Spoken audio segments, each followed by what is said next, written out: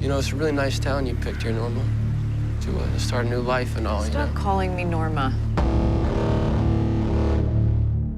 Dylan is kind of an outcast of the family. He has no money.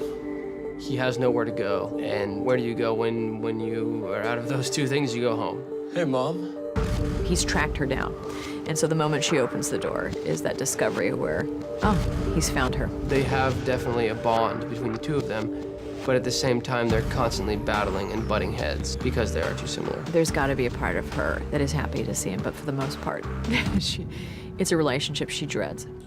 Norman's a little put off, I guess, by the fact that Dylan's returned. He knows that they don't want him in the house anymore, and he's gonna call her out on her bluff again and say, listen, I know everything, and don't mess with me.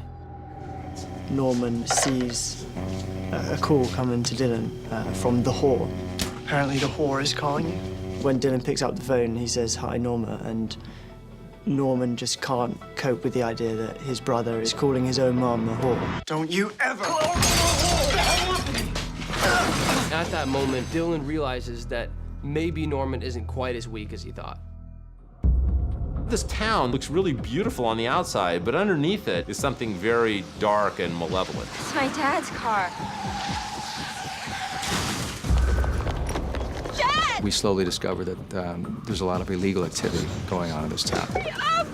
I think you realize that it's an eye for an eye. There's this drug culture that exists in this town, and that drug culture is really fueling the economy. This town has its own way of handling things. There's something here you need to see. There are some very desperate people that are in the world of our show, and their desires lead them to the darkest places imaginable.